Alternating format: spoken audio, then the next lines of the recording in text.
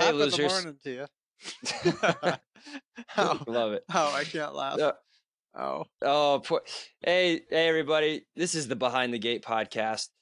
Thanks for coming in again and joining us and letting us talk your ear off in a very boring, monotone, somewhat too professional way. This is the injured episode. AJ's a little out of commission. But how you feeling, buddy? Good. All things considered, feeling pretty good. Well, that's good to hear. We'll get into all the gruesome and nitty-gritty details about that injury, how you're feeling, what happened, all that. But first, go check out our Patreon page, everybody. Don't want to be annoying plugging it, but it is for a good cause. This month, all the money that we were raising, half of it is going to the Road to Recovery. We want to support the Road to Recovery. It's such an important organization for the moto world, helping people when they need it the most. Downed riders, injured riders. We need to support them so they can support these riders. And there's been some really recent incidences of guys who've needed. So we're going to try to make as big of a donation as we possibly can. We need your help to do it. Go check out our Patreon page, patreon.com/behindthegatepodcast. There's several different tiers of support that you can become involved with. And there's some benefits that accompany all those levels. So right from a simple thank you, which we very much appreciate, all the way up to basically a paid ad spot, anything in between, winning swag, winning gear, big giveaways, behind the scenes, some stuff that's exclusive to just supporters. There's something for everybody, really. So if you like the podcast, and I think a lot of you do, it would be very much appreciated if you give us some support there. We're still offering it for free. We're not out to make a fortune on this, but we do want to make a donation to Road Recovery with your help. So 50% of everything we raise for this first month, we're giving to the Road Recovery. We hope you like that. We are excited about it. Go check it out, patreon.com/behindthegatepodcast. And also while you're at it, cruising the interwebs, type into your browser, FXR Racing. Go check out some of their gear. Get your favorite kit that AJ's been wearing, or any of the guys. I mean, they've had some awesome exposure this year on the track. I know you've seen their kits. I know you love them because they're all sick. If you want 30% off of them, do me a favor. Type in this code, ACFXRMX80. You get 30% off FXR gear. That's an awesome win. Check them out. Thank you for your support, FXR, everything you do for AJ, and damn, for making some killer motocross gear. Check it out, everybody.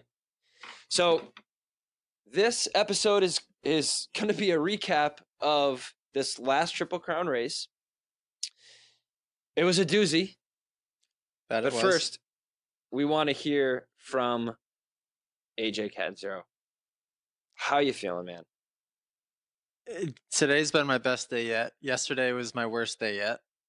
Just taking it one day at a time, trying to be patient. I'm not very patient when it comes to letting my injuries heal. But, I made the decision yesterday I'm going to take Nashville off. So I'll be back for Denver. So probably a good idea. You're gonna race Denver? Wow. Yeah, so that gives me 2 full weeks. This sounds crazy, but anytime I've ever been injured, I've never had 2 full weeks to heal. It's always been like, all right, you got 2 days and it's Saturday. I'm like, okay, here we go. Yeah. All right, tore my ACL. I raced that night when last year when I got knocked out and punctured my lung. I raced 2 days later. So 2 weeks feels like an eternity. Yeah, in Tampa. Yeah, that probably wasn't smart, and I'd say, Well, the question I always ask is everyone's first question to me is, what do the docs say as far as time to heal? And that's not the question I ask, because if you ask a normal doctor, how long can I go out and ride my dirt bike, you're going to get the generic, oh, well, it's a broken bone. So I would say probably 6 to 8 weeks, which no one's waiting that long. Certainly not me. So my question is always, well, can I make it worse? And the answer to this was, well, yeah, your your broken ribs could go into your lung and you could collapse your lung. Where it's now it's just punctured, you could collapse it. So in my head, I was like, oh, well, that's not that bad, right? If In my that's head. if that's the worst case thing I have to deal with, that I could live with that. So that's kind of how I assess my situation. The biggest thing that held me back from racing this weekend was my head. And I take the Yeah. injuries with my head way more serious than the other stuff. Well, And yeah, just, I mean, for those you that don't talking to know, you. Yeah, why I don't you break down like what actually is wrong with you? What's when you got to the hospital? I'm sure you don't remember it, but what is your prognosis? so I'll back up, I guess, a little further for people that are really, really confused right now. I had a crash in time qualifying at Houston, second lap of the time qualifier. Don't really remember what happened, but I ended up in the face of a triple and was rushed to the hospital. Just had a concussion, 2 broken ribs, a fractured scapula, and a punctured lung.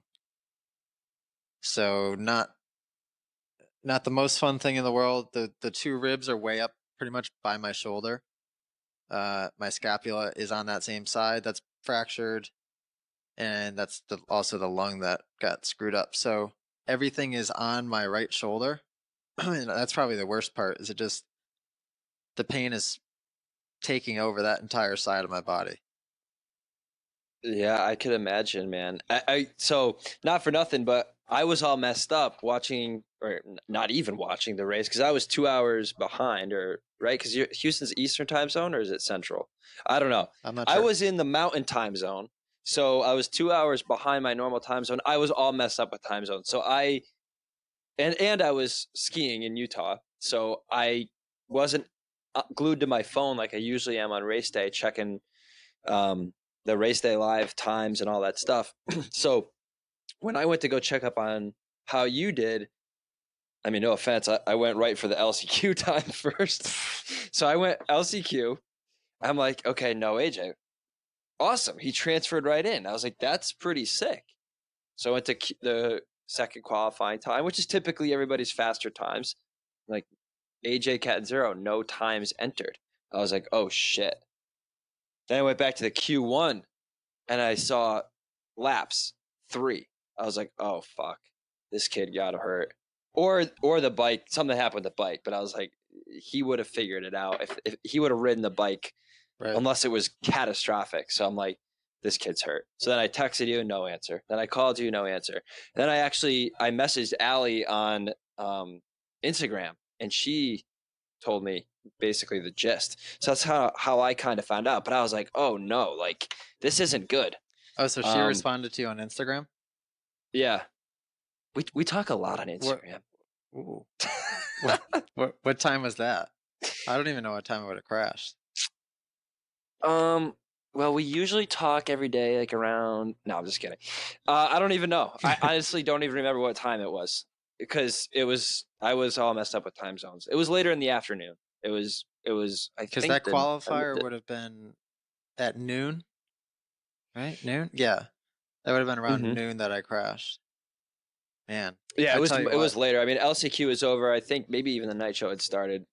Like I said, I was behind, so I tell you I what was though, really behind. my Saturday and Sunday gone. No, just like the fact that I was conscious and talking to people during those 2 days, I have no idea what the heck Well, happened. it's Thursday now, and really today is like the first day that you've been all there mentally to do this, really, because when I've talked to you in the last couple of days, you've been super hazy. You still seem to be a little slow with your speech. I mean, you could definitely tell you were dragging, whether that was the head injury or like just Yeah. the Oh, feeling in your lungs or I still whatever. feel like I am. The thoughts in my head are clear most of the time. I get a little fuzzy at times. But when I go to speak, the words don't come out how I want them to come out. Even now, I was at the concussion clinic yesterday, and they said that's normal. It takes 7 to 14 days or whatever it is for your brain to heal from the concussion. So in that time, like sometimes the words just aren't coming out as sharp, and sometimes the thoughts aren't quite as sharp, Yeah, which can be yeah, frustrating. that's tough. Yeah, that's my last concussion was with you, so I'm gonna knock on wood. Oh yeah, But I was like, they're what was that? But at Rocky Hill, yeah, right? yeah, Yeah. yep, yeah, yep, yep. But yeah, they're not fun, and they can be really scary. So when I talked to Allie, she had gotten a message. I don't know how.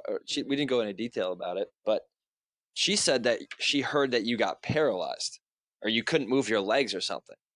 And I was like, and I reassured her. I was like, well, no, I mean, I saw the qualifier. They basically they didn't show your crash, but they showed the flags, and when guys were riding by, you could see you on the ground, and Oh you really? were standing up. You were at least standing up. I was standing So up I or was like, sitting up? yeah, you were standing. You were on your 2 feet. You weren't unassisted. Somebody was holding you. The doc was holding you up or whatever. But you were at Wow. least on your 2 feet. Yeah. You no recollection of that. Yeah, because So like, Doc Bodner called me in the hospital. He's the one of the Alpine Star medical crew guys, or the head guy. He called me to check in on me, which was awesome. But he said that I was standing up and saying that I didn't need help and that I was fine and that I didn't need to go to the hospital. And I was like, really? I was walking and talking, and he's like, yep. So wow. that's kind of wild. Were you were unconscious for a while, or I did you don't just whack your head? I don't think a long time. I think maybe 3 to 5 seconds, like short. Because they said then I Mm, got up and then I clapped again, which again, like who knows how much of this is due in part to lack of oxygen because of my lung. So maybe I got up too quick and passed out because of that. But as far as memory of what happened, I mean, nothing. Nothing until I got to the hospital, and then even now, like thinking back to the hospital on Saturday, there's very little I remember. that's so wild, man. But the So good news with let's back up. concussions, because this is a cool fact. So, and I don't know if it's even how true this is, but this is what they told me at least. They said they were less concerned when I told them I've had 15 to 20 pretty good ones, like knocked out cold 15 to 20 times in my life. At first, they were super surprised by that number, but then they went on to explain that they're not as concerned with that number because in between each one, I had 6 months, a year, like a substantial period of time in between each of those to where my brain was Right. able to heal itself. They said that Hmm. what really starts to get bad, and these guys with CTE and football players that are having repeated incidents, they're whacking their head over and over. And Right. if you No hit time your to heal. no, if you hit your head again within that like 6 to 14 day window, whatever it is, your brain isn't fully healed and you're just doing more and more damage to your head. So Right. surprisingly, like they seem pretty optimistic about the number of times I've been knocked out. They said, of course, that many times it couldn't be good, but they know for a fact that hitting it within that recovery period is far worse. Interesting. I mean, Yeah, it kind of makes sense. made me feel You obviously better want to about my avoid getting situation. knocked out, but you don't want to, give that brain some time to heal, which is why I think everybody gets so nervous about you saying you're going to race again so soon. Um, Right, which was the main yeah, reason well, I made the call to not race this weekend. Because if it were yeah, just got to suck up the pain of a couple broken bones in my lung, that'll do. But to risk something like my head, and not to mention give me a couple more days on Saturday, I'm still not going to be back to 100% clarity just yet. So are that's you planning on going to the race in Nashville? no, actually we're um we're booking a trip, so we're just going to go do a little couple night stay somewhere. So you're going down there. You're not going to burn the flights. You're just going to go down and hang out.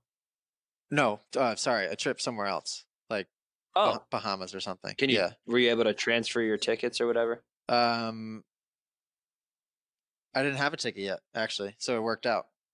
Oh, Yeah, the okay. flight was super crazy expensive, so I was just waiting, and then I was like, yeah, you know what? It's 9 hour drive. Maybe I'll just drive it, so that way Ali can go too, and it's cheaper. Yeah. Oh, that's not too Yeah. unreasonable of a drive. No, 9 hours is a little far for me, but still not all that bad.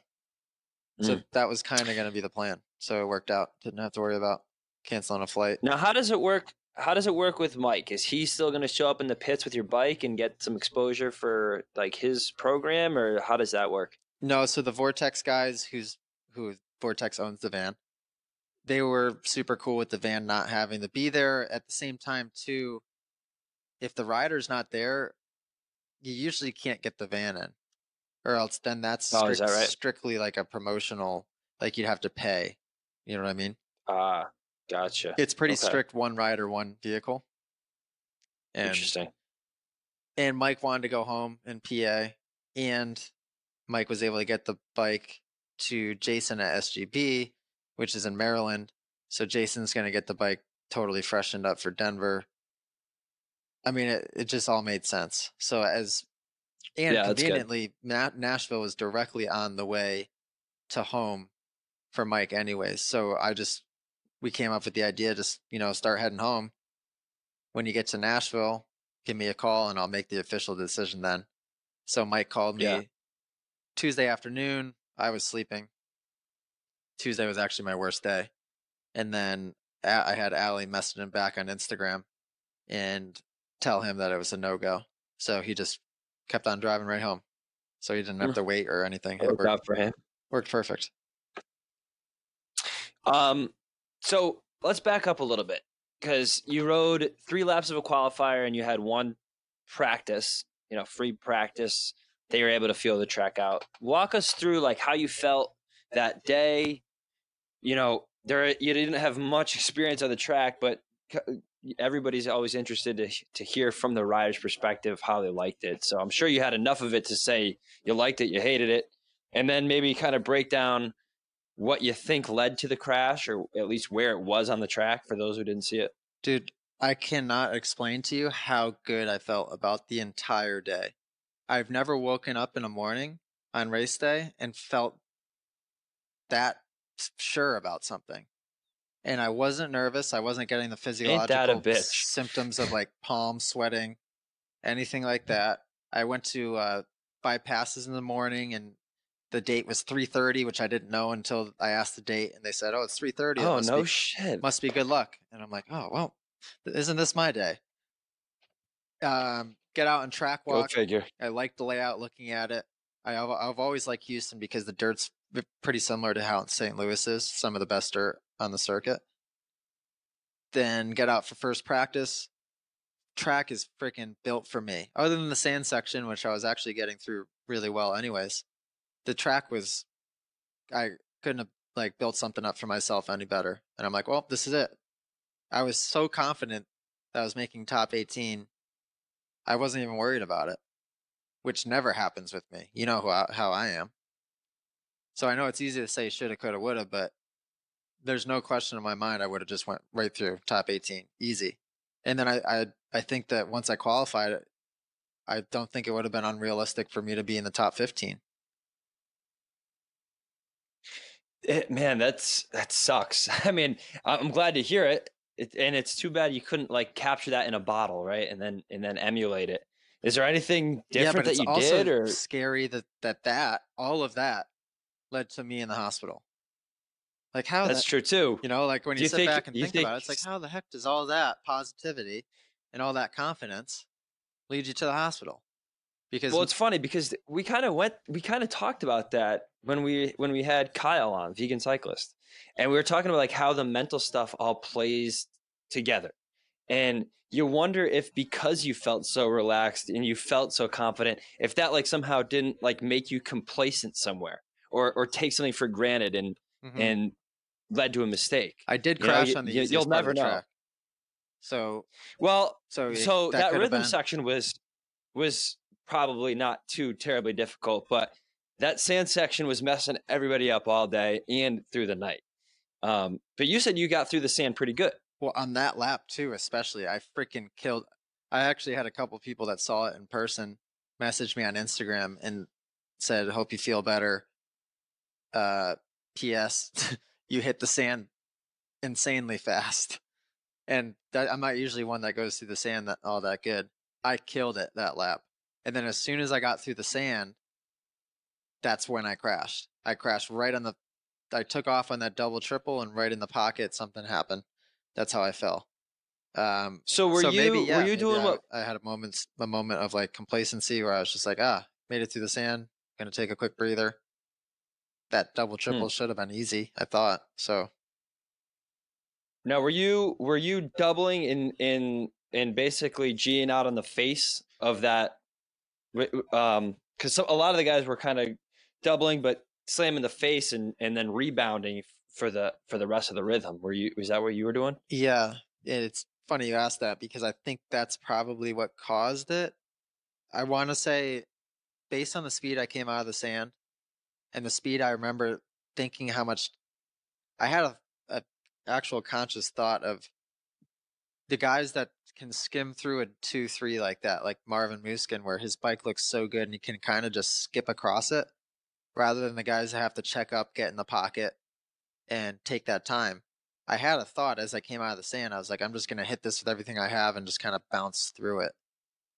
So I'm sure that's what ended up Ugh. biting me. I think what happened, two things, or two ways this could have happened. One, I think that potentially when I came out of the sand, I could have lit up the tire and just kind of spun sideways, having all Mm-hmm. that sand stuck in there. And not to mention that was a pretty hard packed part of the track, and it G'd out as you jumped out of the sand and then flattened out. So potentially, as the bike unloaded after the G out, you could have really lit it up, spun sideways, and then it could have caught traction right as I was taking off, which would have probably sent me backwards the other way. Hmm. I'm thinking either that or I just went to go skim across and I clipped my back tire on the double, which I wasn't supposed to do, and then it sent me sideways. And of course, this is like what the one race that nobody has footage of you in a qualifier. Yeah, So and there's there was footage on my phone up until the sand, and then for whatever reason they hit pause when I entered the sand. I was like, son of a yeah, gun. yeah, that's funny. I mean, it's terrible, but go figure, right? All those coincidences, man. It's weird. So, I mean, you're feeling at least good enough to want to attempt Denver, right? Is that something you're committing to, or you're gonna play it by ear? Yeah, I'm gonna commit to Denver. So I feel good. I mean, yesterday I did a 30-mile bike ride, which maybe I shouldn't have, but I felt I don't know exactly how long it took me. It had to have been all of an hour and a half. I felt Mm-hmm. pretty good with my arms being on the handlebars, and it did hurt when I hit bumps, and I had to kind of work within that range of motion a little bit, but it wasn't terrible. I think once you get on the dirt bike and the adrenaline's flowing, once I get a little shot of Toradol in my butt to kill some of the Mm-hmm. pain, I think I'll be all right. So, and I got a whole nother, All right. what day is it? Thursday? I have a week and 2 days. It's plenty of time. Yeah, I mean, dude, the women in your life must absolutely freak out over this kind of stuff, right? I can only imagine. You know, I've got hurt before. My wife's like, "Are you sure you want to do that?" And then she gets all sketched out and wigged out, and Hmm. your mom has got to be just absolutely beside herself. Well, and my frustration with this is, and this is the story I'm about to tell you happens every single time. And what happens is somebody gets panicked. That panic person that's with me goes and calls everybody, and now they're calling each other with all these rumors before anyone knows the facts. So this time, Mototape Mike called my mom right away, which thank you, Mike, for taking care of me. Thank you for calling her and letting her know. I need to tell, and I think I told Mike this last time too. And I understand it's hard to not do this in the moment, but you can't call somebody right away without any facts because he called her with the information that they were worried about my spine, and then somehow that when my mom heard it, twisted it into they thought I was paralyzed. So now Allie gets the next phone call, which is more misconstrued by my mom, and it's just this How effect of soon no after, one like, is are we talking here? from the I'm still in the ambulance at this point, and Mm-hmm. phone calls are being made, and people are already they don't need to know. They're a 3-hour plane flight away. There's nothing they can do. I think they can wait an hour or two until I'm in the hospital. and I can make the phone call, or the other whoever else can make a bit more of a knowledgeable phone call, Mm-hmm. so that way it doesn't stir up a panic. Because imagine how Right. they must feel, like Allie Ugh. getting the phone call as she's sitting on the couch with somebody that's panicked on the other line. I mean, Yeah. Yeah. That's tough.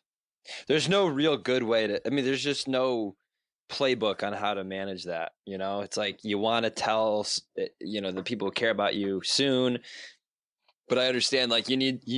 Yeah. It's a right. I difficult mean, it's position to be in. frustrating for me because I've been through this situation, what feels like a million times, and I know that way doesn't work.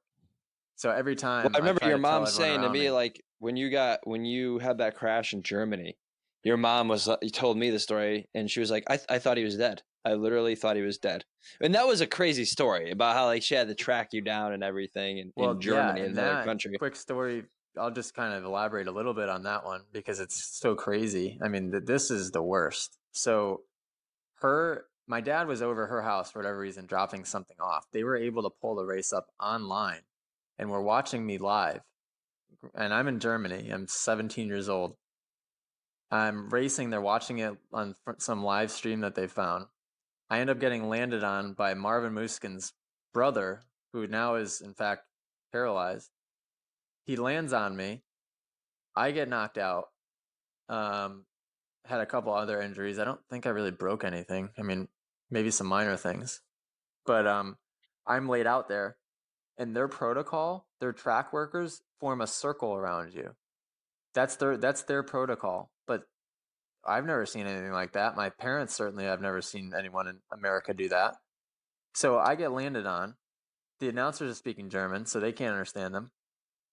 The track crew circles me, so you can no longer see me. You see the medics running between them, and then the next thing you see is I'm on the stretcher leaving that circle, and people are still kind of trying to block me so that the crowd can't see.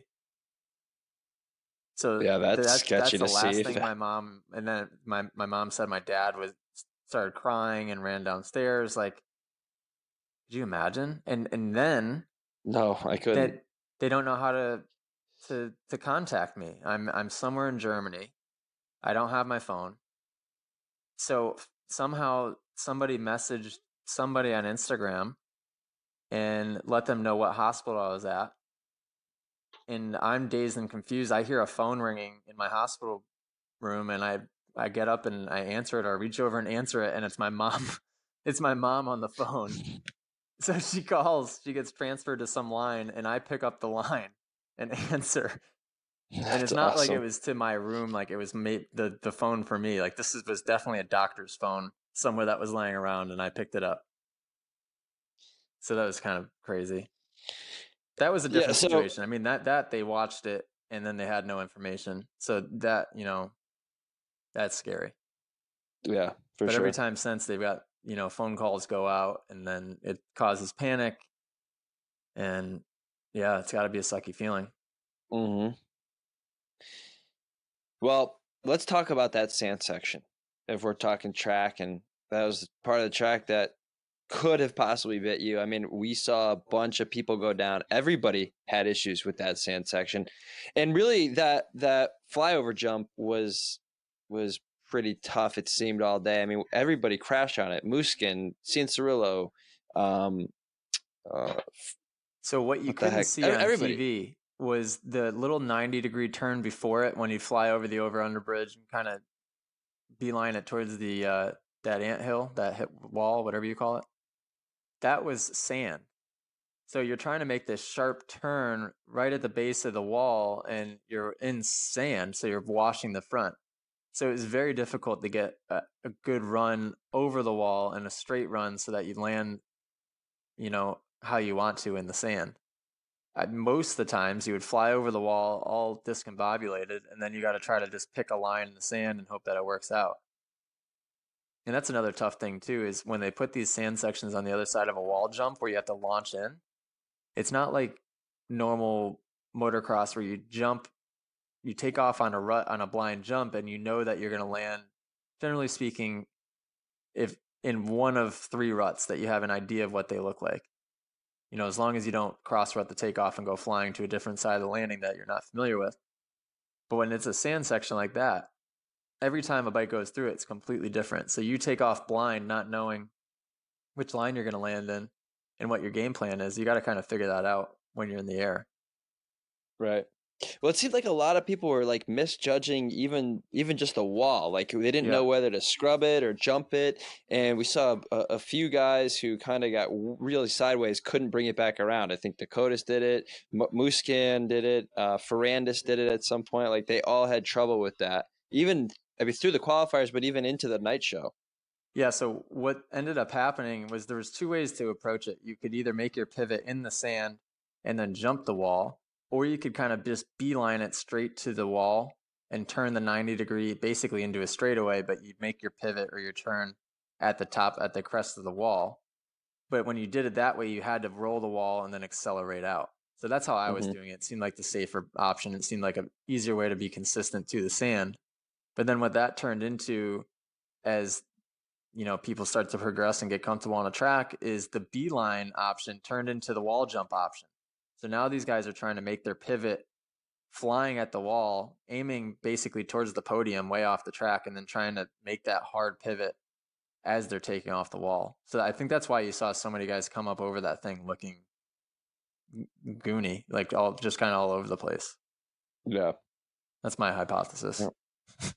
What were your other impressions of the track? I mean, now that you've watched it back and you've kind of seen how it all played out, what are your other impressions of the track? I think it was a really good racetrack as far as layout for passing opportunities. Lots of 90-degree turns. The dirt there is always awesome.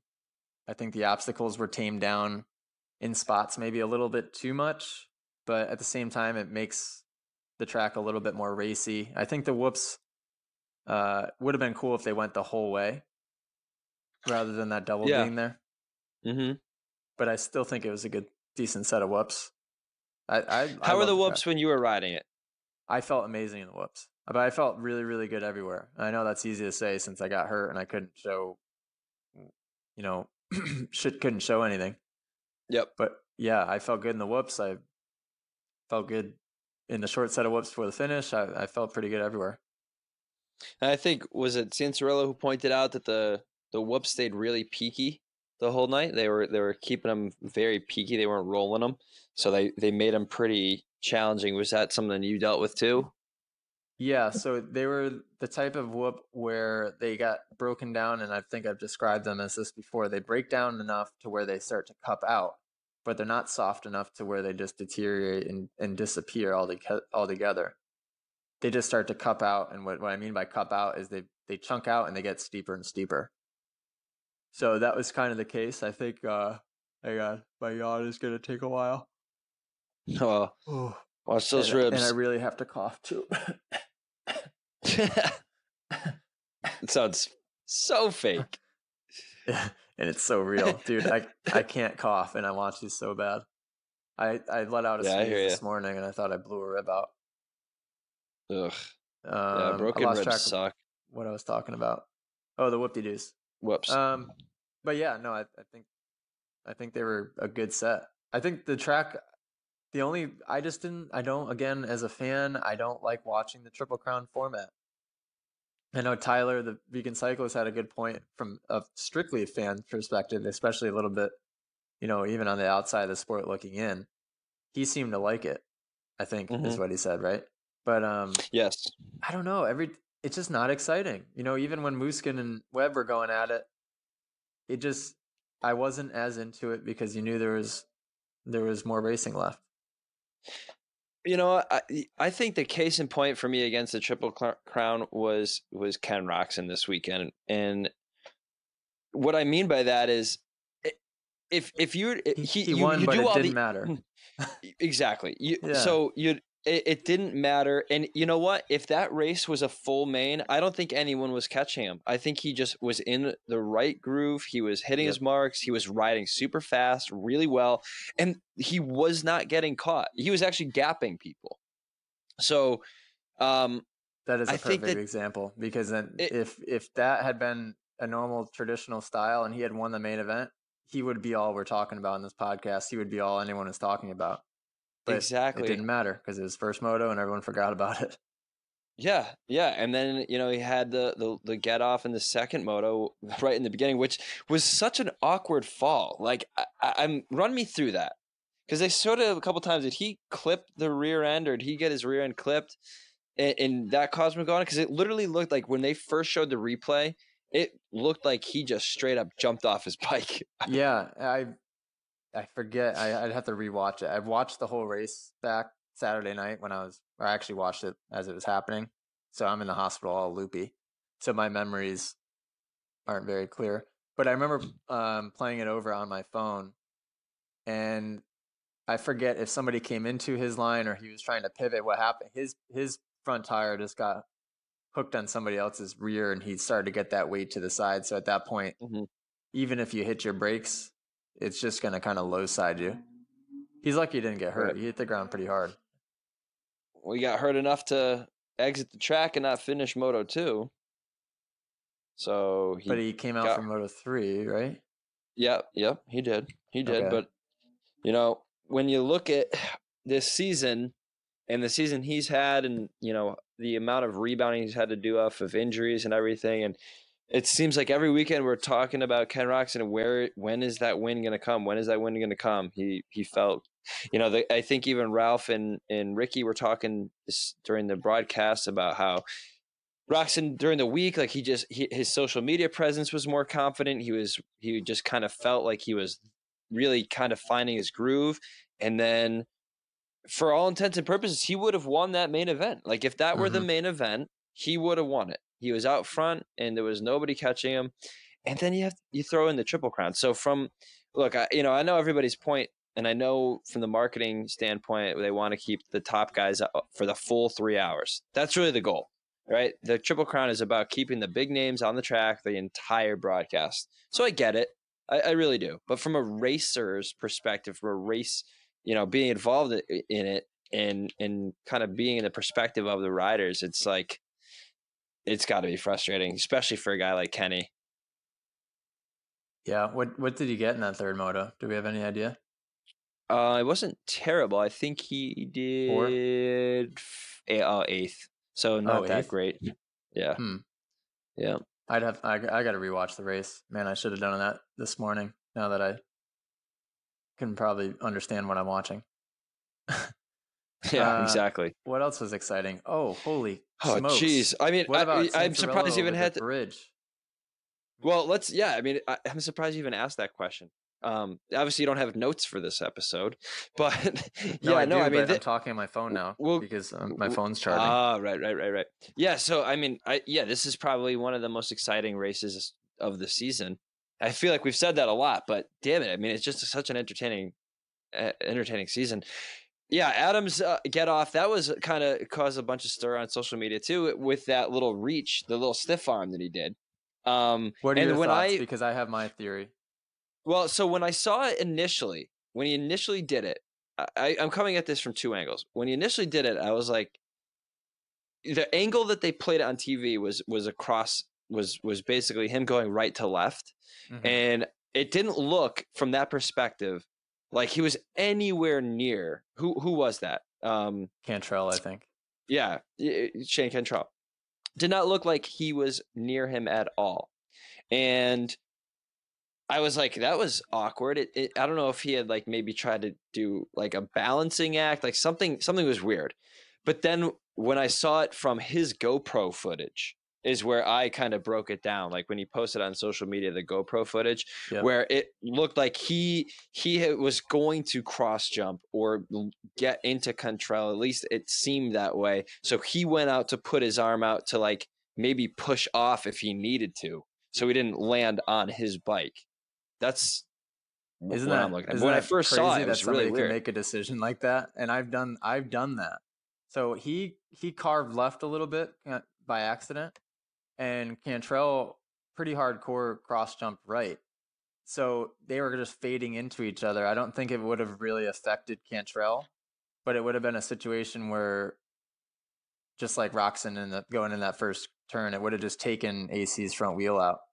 So to me, it looked like he just reached out to try to push off Cantrell's back end just to kind of get him back straight.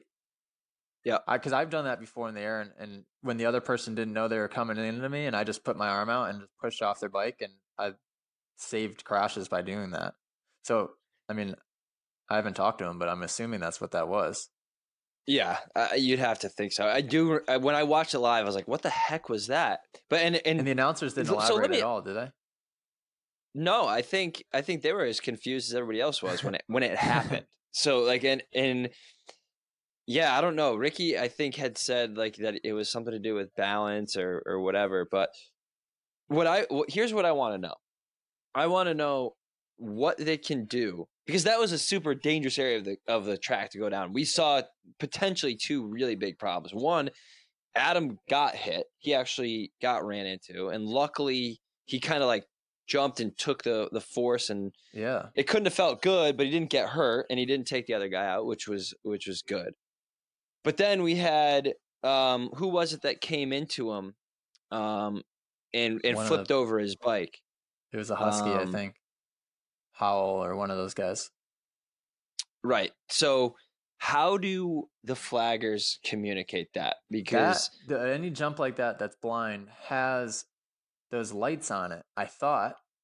So those lights should flash red, but obviously they didn't unless everyone and their brother was jumping on Red Cross. So the fact that there was no red lights there or Red Cross flag being waved is insane. Yeah, because he could have got killed landing there, and he was very lucky that he just got nicked by a Starling. Super lucky. And just kind of like rode on his front end for 20 feet. That could have been way worse. For sure. Yeah, and it was super awkward. Ranks. That stuff happens in amateur stuff when there's lack of staff and the staff isn't as trained. But at our level, that shouldn't happen. That shouldn't be a risk. Just like us getting lime on our bikes and on our bodies, and that hurt us. We shouldn't have any more risks than we need to take. Yeah, I agree. I mean, you see the flagger waving on the opposite side of the jump where he crashed. What was communicated, and how long did it take to get the flagger on the takeoff to wave it? Because when they panned out, he was waving it, but it was obviously much too late at that point. But it was and I don't even know if it's a yellow, right? Because the yellow is for us doesn't mean anything. Yellow means there's a guy down. Just want to let you know. It's then for us, like, we can jump on yellow, we can pass on yellow. It's not like amateur stuff. Red Cross is the only time you have to roll. Yellow, you can do whatever the heck you want. Right. So, yeah, in a situation like that, it needs to be Red Cross immediately. And Red Cross does not mean that a rider's hurt. It just means that the rider's down in a dangerous area. Yeah.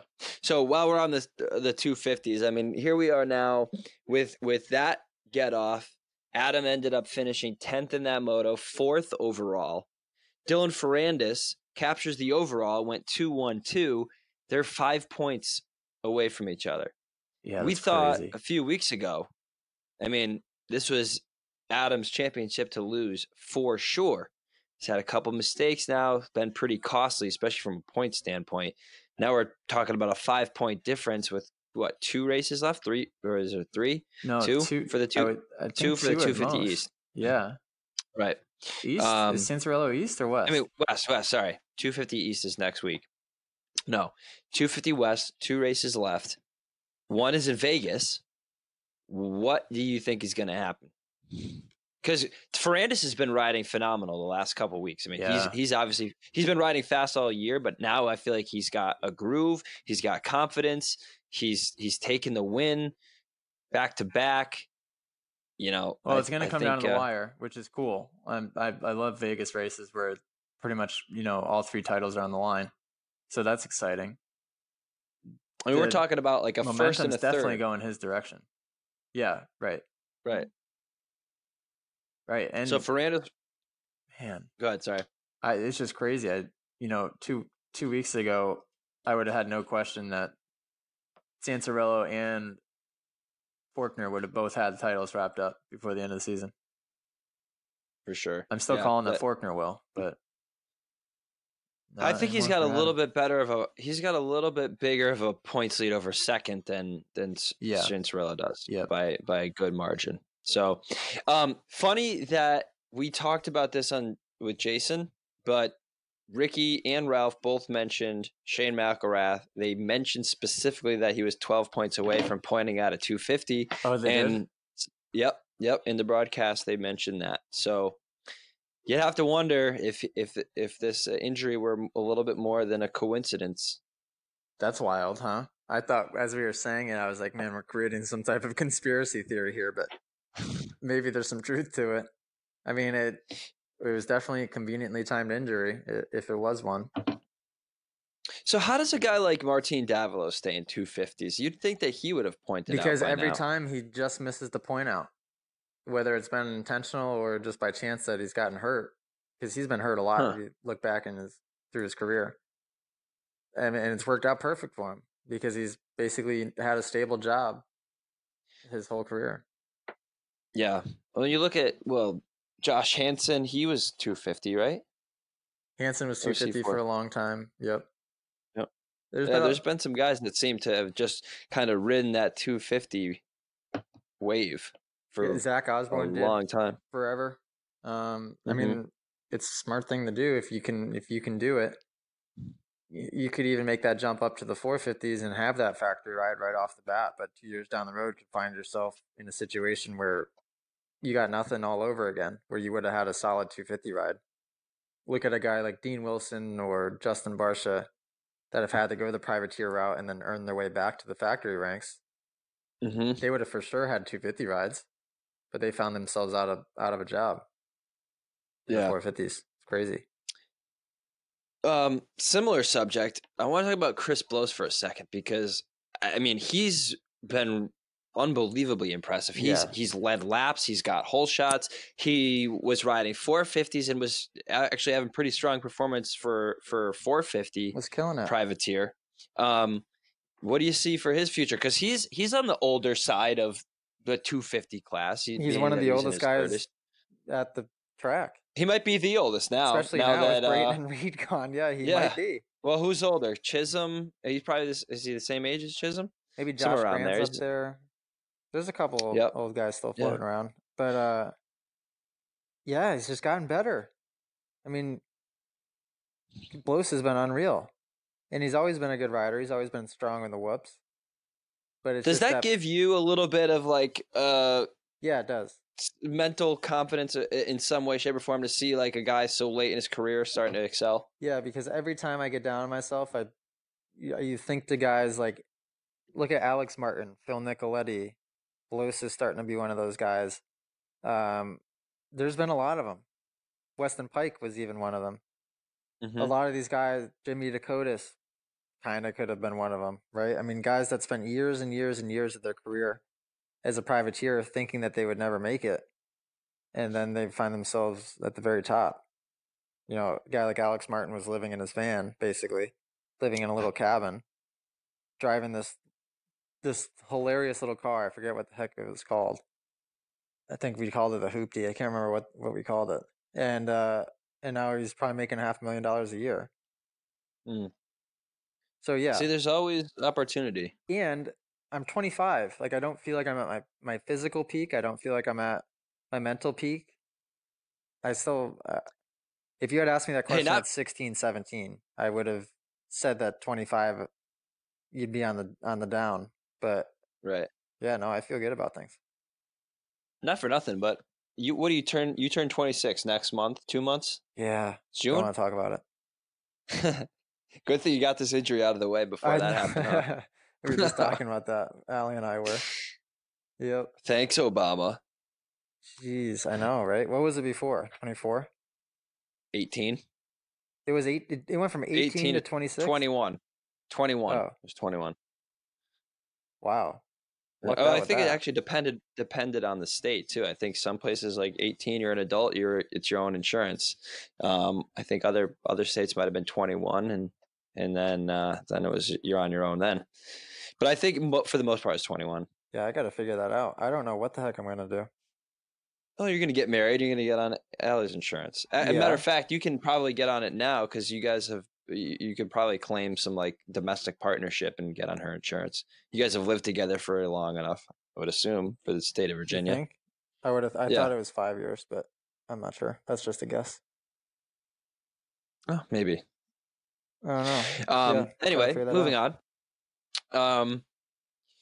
Yeah, let's talk about Jimmy Dakotas real quick. They always mention how fast he is in the sand and the whoops, and quite frankly, he had some trouble in those sections. He was leading that first moto, and then it seemed like he just completely faded, and he got past in the whoops a couple times. But it's like we've talked about Ricky and Ralph jinxing people, and it seems like no sooner than they were talking about how good he is in the whoops and in the sand that he started having issues in the whoops and in the sand. Yeah, that's funny. He looked good though. I don't know which main it was, but where AC got out, I think must have been the first main where AC was leading. Jimmy was putting pressure on him for the first third of that race. I mean, that's not easy to Yep, do. He's been for riding sure. awesome. He's been good in the whoops. I know, yeah, he had some mistakes to him. That's going to happen. If he was making the mistakes in the sand, the sand's a section where you got to ride loose and kind of go for it. So if he's in a good position and riding a little bit more defensively or conservatively, the sand is going to become pretty tough to do. And that's the reason I've always struggled with it. Is I try to land and be perfect, and I'd probably tense up a little too much, and it makes going through it a lot harder than it should be. But Right. I don't know. As a fan, I get So it. Like this weekend, especially seeing videos of the guys going through, I'm like, and seeing all the drama that was caused in it, I'm like, it's hard to argue that from a fan perspective, it is entertaining. And for us, it's low risk. It's annoying, but it's low risk. mhm, It's better that than them having something that's dangerous. right. So Okay. we're way off topic.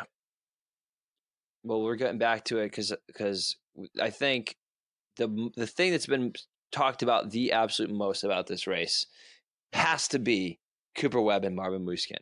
I mean, what the heck is going on that team?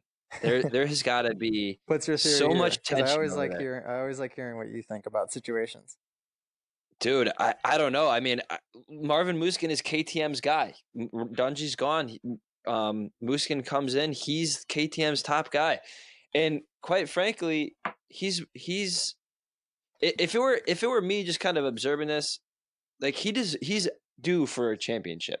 Yeah, He's put in the work. He's ridden consistently for a number of years now, and he's obviously fast.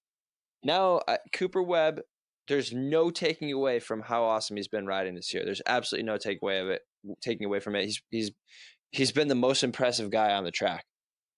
But at what point does KTM kind of say, guys, you're going to take each other out of this thing if you're not careful? I couldn't believe what happened the other night, to be honest with you. Like, Cooper Webb's in the points lead. I get that. He's a racer. They're both racers. I get that. I know Marvin kind of asserted his position early on, but damn, dude, Cooper Webb took him out twice. Or you could argue. I don't know. I don't know. It seems like they would need a talking to. yeah. I mean, I think it's smart of Cooper Webb to do what he did. I mean, he basically established his dominance right then and there, and Muskin got pushed around. I mean, the teammate thing only goes so far when you're battling for a championship. What are they going to say? They can't. Those Yeah, guys, I feel you. I'm with you on that. I yeah, really am. those But guys are going to go for it. what can happen, and we're lucky that it didn't, is okay. Webb pushes Muskin off the track. He hits that concrete. He slides. He tears an ACL. He gets injured. And then what do you do? Is it the same philosophy? Oh man, if it's not you, it's gonna be me. And then KTM's down a rider for the rest of the season. Like I don't know. It's a delicate thing from a team management perspective. That's where I'm coming from. Obviously, they want the championship. KTM wants a championship again. We get it, but at what cost? Yeah, that's tough. And I mean, I don't think Muskin did anything that was even that aggressive. No, Webb I was don't the either. That's one why I was every time. He was riding so pissed off that I had rewound the footage a couple times to look for a point where Muskin did something aggressive to Webb, and it never happened. And I'm like, whoa, this Webb's just riding that pissed off because he doesn't want Muskin in front Well, of they him. kept saying it did, and that's why I was like, man, I didn't see it. I was No, the they first said turn, it did second turn, after the whatever. whoops on the right-hander, but Muskin got nowhere near Webb. Yeah, I don't know. I thought it was yeah, I don't know. You don't like to see that. I don't like to see it from anybody, but I don't know. I loved We've it. both had our. I thought it was a good pass. It was a slightly aggressive and not really the play. Webb's Like, pass on Muskin. yeah, Yeah. My point is like, yeah, I don't know. It's an interesting dynamic, being that the KTM has their top guy, and that guy is Marvin Muskin on paper. On paper. Now it's playing out differently this season, so we got to take that into account. But I think what also comes into play here is, and look, we're we know what happens when we talk down on people and whatever, so we're not doing that. But we have said, and we'll stand by this, I'm sure you will too, without knowing Cooper Webb on an individual basis, like, he doesn't seem like a nice guy. I could be completely wrong. So however they want to splice that up on the internet and make me sound like an asshole, I'm prepared for it. But he gives off not the same vibe as a Ryan Dungey, if you will. So maybe that's factoring into my opinion about this whole thing. And I'm just like, damn, like, why you got to be a dick to Marv? So you're rooting for Muskin out of the two if you had to pick one for the title? Yeah. Mm-hmm. If I had to personally root for one of them, yeah. Yeah, I don't know. I'm not sure who I would choose. I like Marvin a lot. I think Marvin's cool. I don't want to see either of them win it, to be honest with you. I still want Tomac to win it, but if we have to pick between it's not one happening, of them, man. No, I don't think it's happening. And no, and I'll tell you what. When we just saw another example of it. He freaking slammed on his brakes on the takeoff of the finish line. What was that all about? I rewatched that about 15 times and I had no idea. And my He only just thing was gave it away. maybe he thought Muskin was aimed left and that they were going to collide, but I don't think that was the case. Muskin jumped it pretty straight. Or who was he? Do you think it was like just a lack of awareness? So we talked about this on the phone. Was it Muskin or Webb that he Tomac? was Well, no, it was Muskin, right? I The don't third. know. He got the third in Moto 2. Muskin got third in Moto 2, and Tomac got the. No, that doesn't sound right. I don't know. I'm not sure. Well, this is the podcast without facts. Yeah. Google it. Yeah, but why is it saying Tomac 7th in Moto 2? No, they were one position away from each other. Who was it? It was Moto 1. It was 5th and 6th. That was it was 3rd. Yeah, it was for 5th and 6th. Yeah, that was the moto that was the first one. That was when Marvin got pushed off the track, and then he went down, and then he slid, and then he had all those issues. Oh. The first one. Yeah. And then he edged him out at the end. We're dumb. Oh. Yeah. Well, that's it, folks. It wasn't even.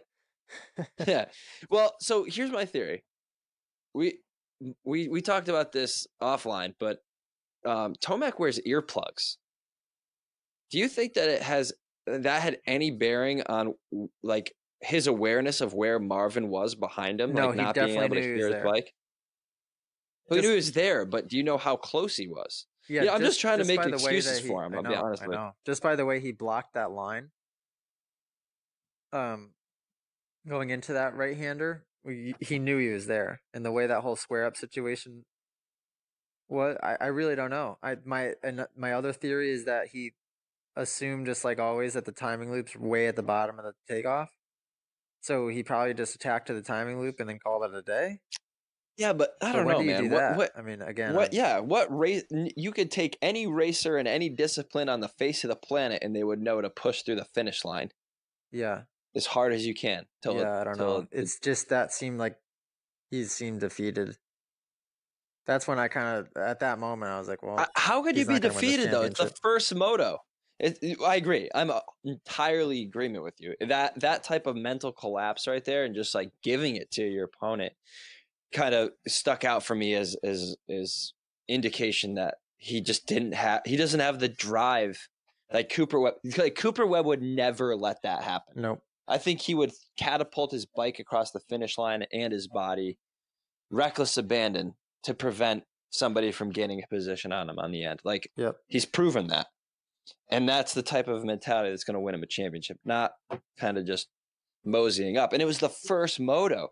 So it's like, it's not like he could have been that defeated. You know what I mean? Like you said, he was defeated. How? It was the first moto. He had 2 other ones to make up for it.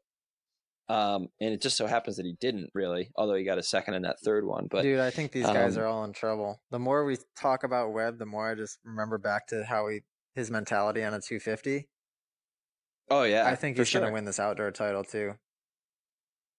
Like, could be. I think he's just going to be a complete beast from now on. Yeah, it could very well be. Because what do you think about Dean Wilson? Think he's going to ride some momentum into some more podiums? Yeah, Dean was awesome. Again, it was a anticlimactic. Like Dean got a 3rd or a 2nd or something. 3rd and a 2nd, and then a. What did he get overall? 3rd. 3rd.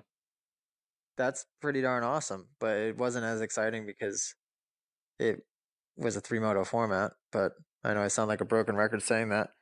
I mean, he's just been riding solid all season, so I would not be surprised to see him on the podium more.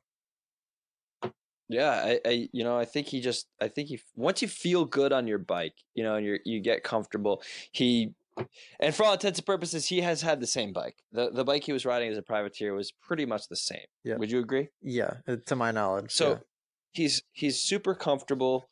He's kind of found a groove. I think he's having fun. And that's what I think plagues a lot of these guys is they get so much pressure and they get so kind of caught up in the factory pressure of everything, and they stop having fun, and then it just becomes a job and they start not riding well. That's just kind of observing it from the outside looking in. Yeah. Now it seems like he's having fun. His social media is fun. He's doing fun projects. He's just having fun, and he's improving. I tell you what, of all the racers, like personality-wise, all around, as far as social media and his YouTube videos, all of it, like he's doing it right. I mean, he got a good brand. Yeah, super. Like he puts out some funny stuff, some entertaining stuff, and he's getting the results. Like, yeah, he's definitely got it figured out. Yep, that's cool though. I like Dean a lot. He's one of the guys that's actually very nice and will talk to you no matter what. Can't say the same. Like, there's a lot of guys out there that I've known in my whole life, but they'll walk by and like they've never seen you before. Yeah, I could imagine. Well, I had some really good notes written down, but well, let's just kind of break down some of the other results here. We don't even have to go into specifics about the race, but where do you think is going on with Justin Barcia? Obviously, he got hurt in the beginning of the season. He's had some, the bad luck with injuries and all that. But factory rider, 17th overall, no major catastrophes that would have accounted for that. He went 11, 19, 20. Oh, so something had to have happened then. You think? Yeah, definitely. I didn't know that was the case. Yeah, so something's up there. That could have. Are you sure? Do you have a read of how many laps he finished? Those could have been DNSs, and it could have just been scored wrong. Maybe. I could look. I'm not sure. You keep talking. I'll look. Google it. I am. I found my notes, by the way. Oh, good. Great. I forgot Barcia was even at that race, to be honest with you. So I wouldn't be surprised if he wasn't out there at Moto 2 and Moto 3. There's got to be people listening to this right now just pulling their hair.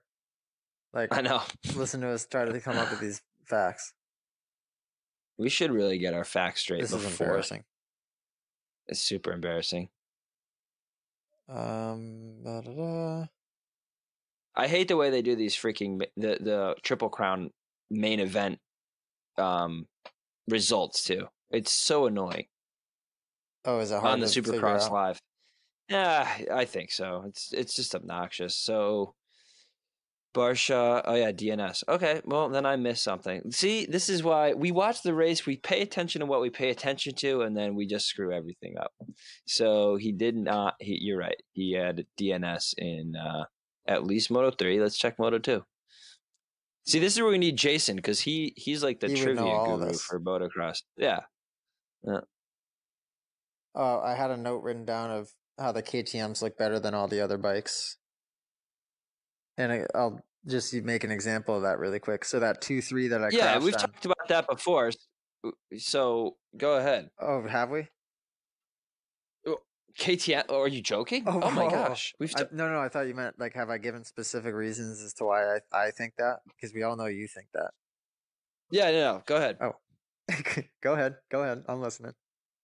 So the 2-3 right off the start, any section where you're hitting a really hard G out like that, there's been a lot of them this year.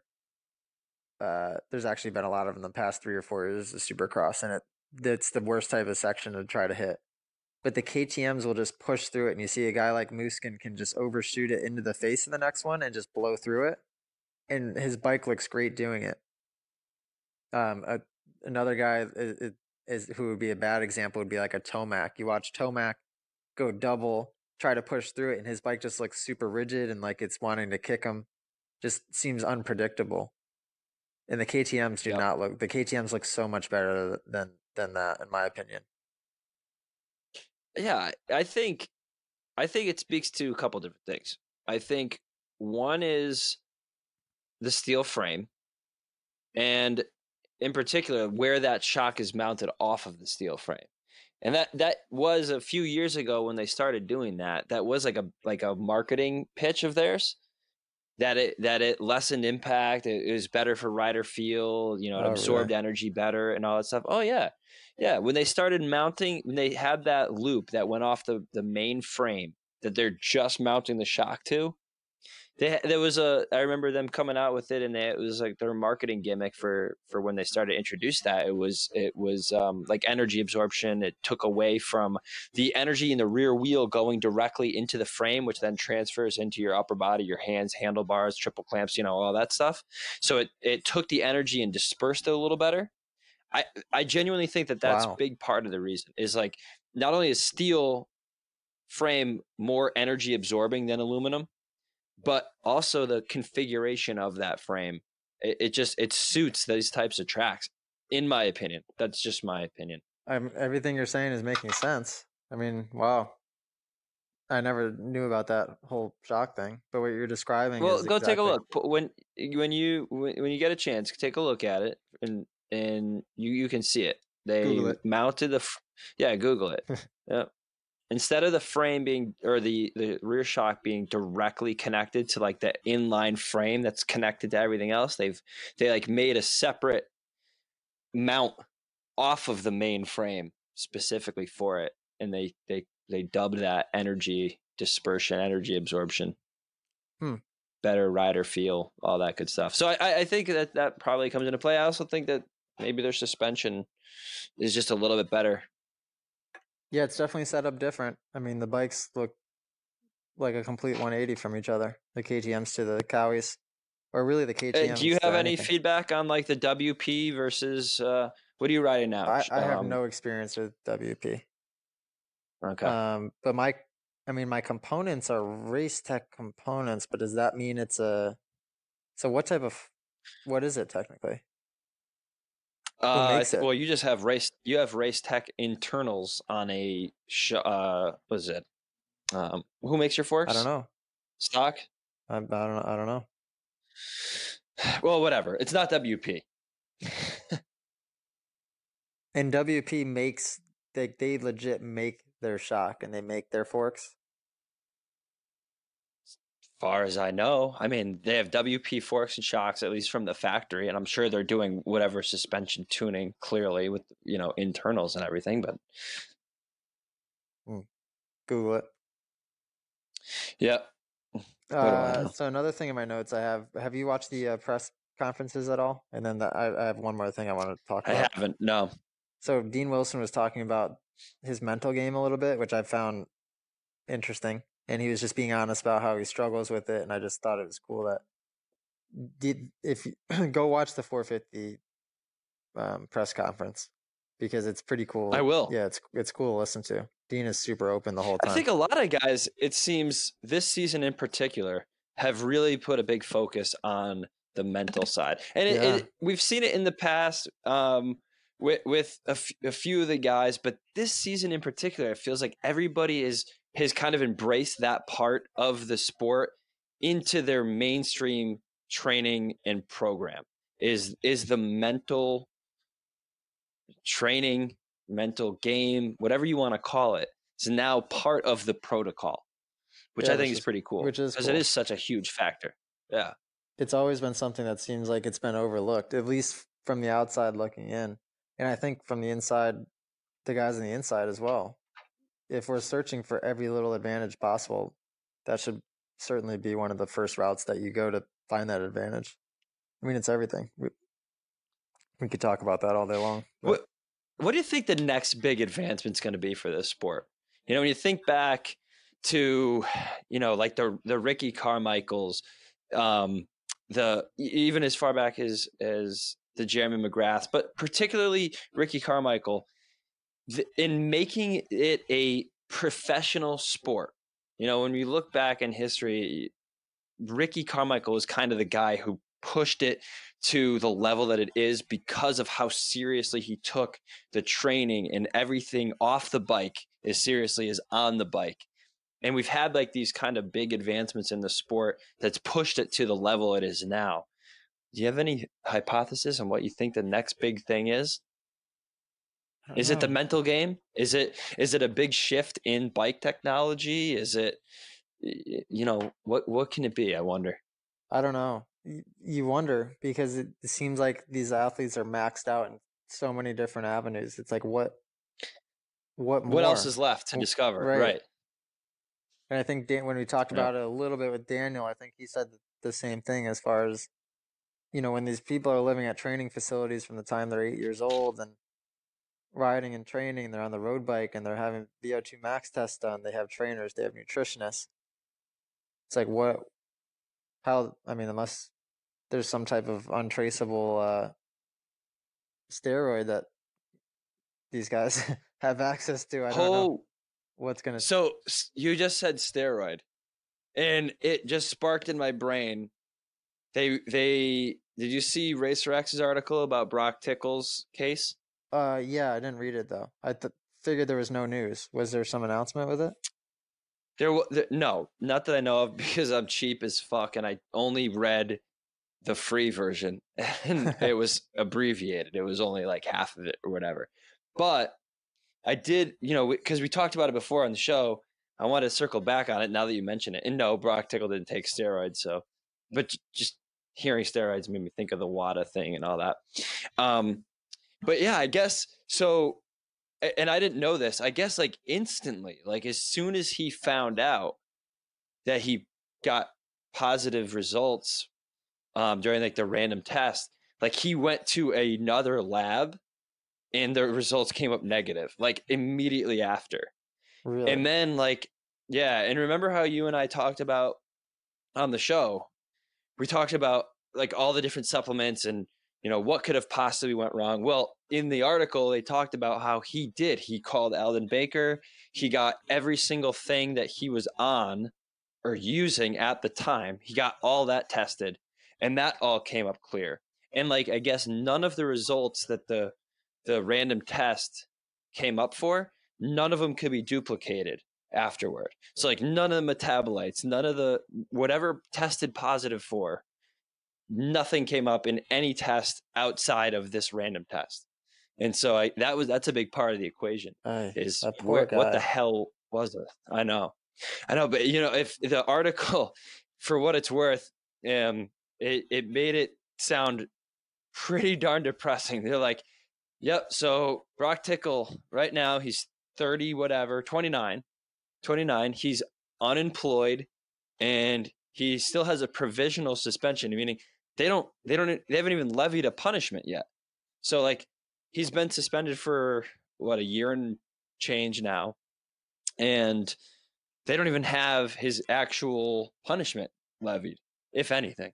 He's just in a pending That's such a joke. status. Crazy.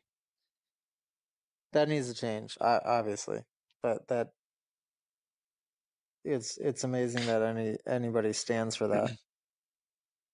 Well, the whole WADA protocol and everything that they do test for, I think there is going to be a radical change in all of it, because what they're determining now is you can take a banned substance months, if not years prior, and the metabolites can stay in your body for indefinitely. Like they don't know how long. It could be trapped in cells. It could release at some point and then kind of go back into like a dormant state in your body, and then it could come back out again at a different level. And while the instruments to test all this stuff are getting more and more sensitive, they can test down to a lower level. They don't know what the effect of all of these different chemicals that are on the ban list actually have, say a year or 6 months, a year, 2 years down the road. I mean, you could take something a while ago before you even enter into the pro sports arena, get tested, being completely clean, but still test positive for something you did several months ago, if not years ago. It's pretty wild. Huh. Yeah. Yeah. I mean, if there's even a question about that, or if that's even, then there shouldn't be punishments for it, or they, there should be a way to work around that. The fact that he's gone this long without hearing really much at all, and there's no decision. I think the big problem is like what is fair, right? Because if people start recognizing that, then people could start exploiting it. Mm-hmm. And I think the WADA, is the biggest part about it is it's always a reaction. It can never be proactive, because as soon as like a test comes out, there's somebody somewhere that's working on beating it or working on some other compound that they can't test for. So like they're always playing catch up. And if you're an organization that's like meant to keep sports fair and make sure it's an even playing field from a physical standpoint, like how do you do that? Like what is there? I see what you're saying, that it has to be fair. And if you're testing for people that they might not have done something in the last 6 months or whatever, I think this is like a John Jones issue. Like that's what happened to him, was like they might have tested for something that he did a while ago and the metabolites were still in his system, even though he wasn't actively using it. So that might be what the Broc Tickle case was, if not straight cross-contamination and it wasn't his, or whatever the case may be. But like, how do you keep it fair? That's, I think, the biggest concern, because if somebody's actually using it and actually gaining an advantage from like a PED, then you want to make sure that they're out of that competition, that they're removed from the sport in which they're cheating. But on the same token, how do you make sure that it's actually something that they're using and gaining advantage from at that time? Like it's tough. Yeah, it all needs to be governed from up somewhere within the AMA or FELD. Should not be governed by some outside organization that clearly doesn't give a crap about motocross racing.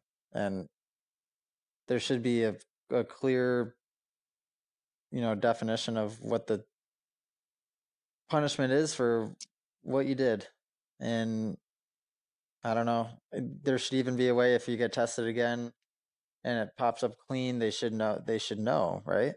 The fact that there was such a small amount, I think all those things should be taken into account. I don't think it should just be positive, negative.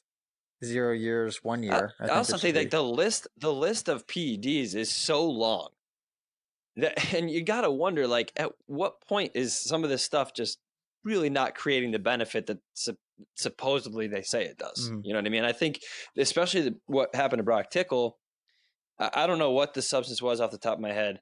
methylhexamine or something like that. Yeah. It's something that's pretty ubiquitous in a lot of different shit. Like it's in pre-workout drinks. It could be in, I'm not sure what it is. I don't want to talk out of turn here, but I don't know if it's like, it's not EPO, he's not blood doping.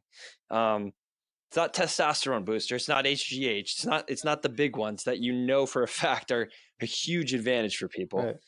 Right. So, I mean, you got to take it with a grain of salt, in my opinion. But since you mentioned fairness and punishments and all this stuff, I know we're really off track here, but this is all good stuff. Over the past week or so, after some questionable decisions by the AMA and by some not so questionable decisions that people still had a problem with, meaning the Marvin Musquin issue, seems like there's been some calls for a certain individual to resign from his position. And a lot of people are not too happy about the way he's been treating riders and the decisions he's been making on the track that's affected several guys this season. Without mentioning that individual specifically, I think you and I and a lot of the listeners will know who that is. What are your thoughts on that? Yeah, I've experienced that side of that individual a couple of times directly, just, when an incident would happen to me on the track, like whenever the MetLife Supercross was, where I T-boned Tedder in the turn before the finish line. A decision was made instantly. That decision was basically yelled in my face, and there was no rebuttal to it. That was that. And I think that's a lot of the riders, the experience they've had, is that a lot of things have been kind of gray area, and it seems like they're always getting yelled at.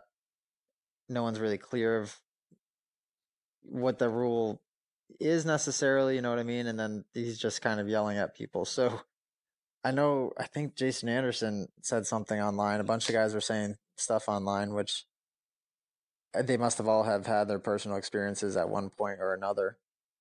But it's interesting. I mean, it's crazy to see the past champion. Like, I think of Jason Anderson as just like some young kid, but I forget that he won the 450 championship last year. Mm-hmm. That's a big deal for somebody like that to be saying that. For sure. Yeah.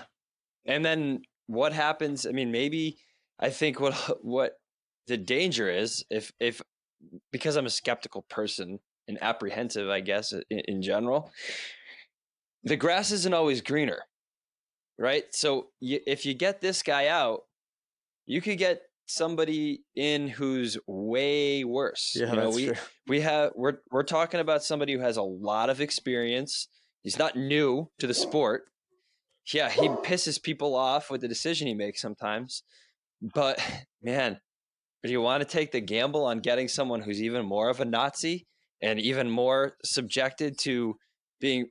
I think what a lot of people are afraid of, and I don't blame them, is that there's a significant influence from factory teams in big names to make decisions lighter than those who are privateers and don't have the leverage and the marketing power behind them. And I also think that people are skeptical that there's no bias, but I don't know. I'm going to go back to this again. The Marvin Musquin decision is not questionable in my opinion. It's just not. There has been questionable decisions the last several years, no doubt about it.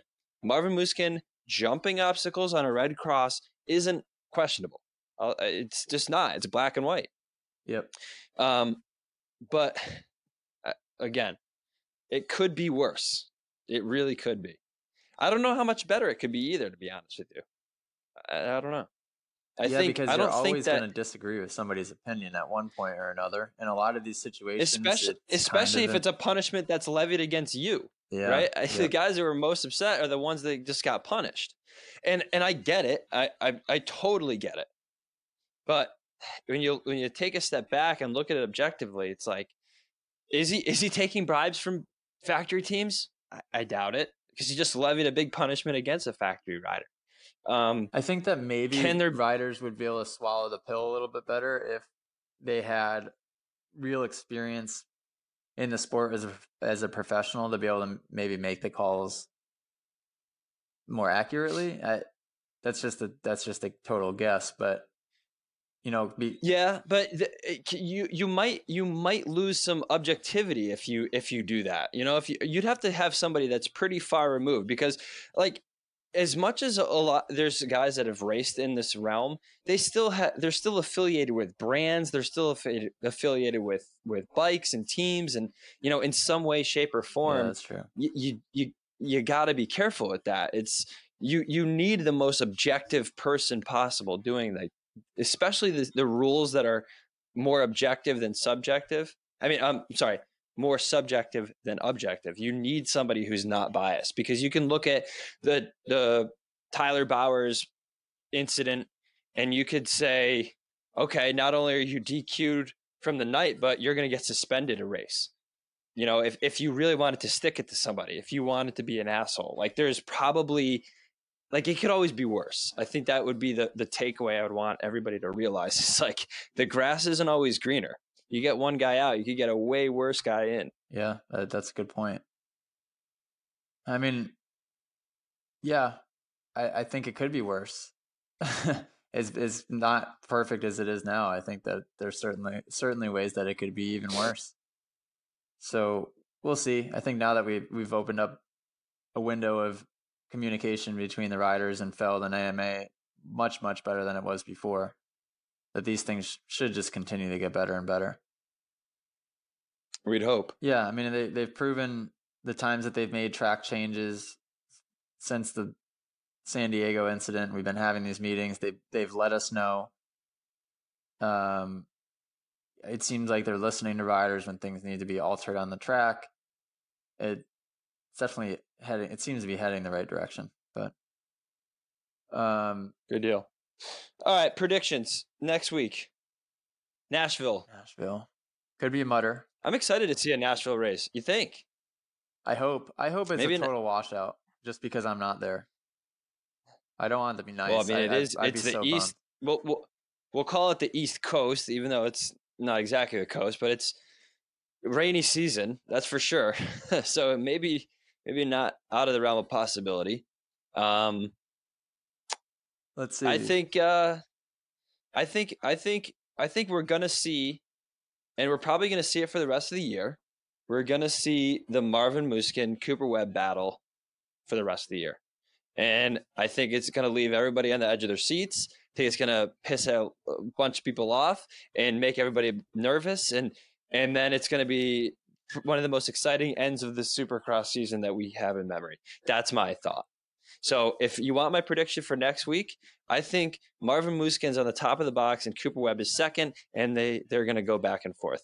And for third, I'm putting Ken Roczen up there, because if he gets back into the same rhythm, I think he's on the podium. I don't know, you have to wonder, between Cooper Webb and Marvin Musquin, if they're both out front, do they at some point kind of work together to keep somebody else from passing either one of them? You know what I mean? Or if it's no love lost, like out for blood, who cares? Every man for themselves. My prediction is going to be Musquin, Webb, Roczen. I think that's a good guess. It's hard to count Tomac out, but at the same time, how long can we keep counting them in for? Although, it's hard, because the last moto of the day in Houston, he was the fastest guy on the track. He just kind of stalled out halfway through the moto and lost a little bit of momentum. But it seemed like he was the fastest guy on the track. Just, it doesn't seem like the Tomac that we know. So I don't know. I'm kind of with you. And then 250s we'll be back east, right? So is Jason Anderson coming back next weekend? Huh? Is he? I saw. Well, I mean, it was April 1st that he posted a video of him riding.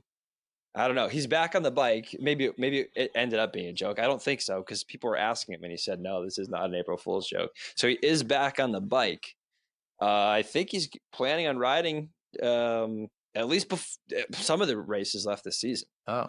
Be interesting to see how that all enters the mix. Didn't know that.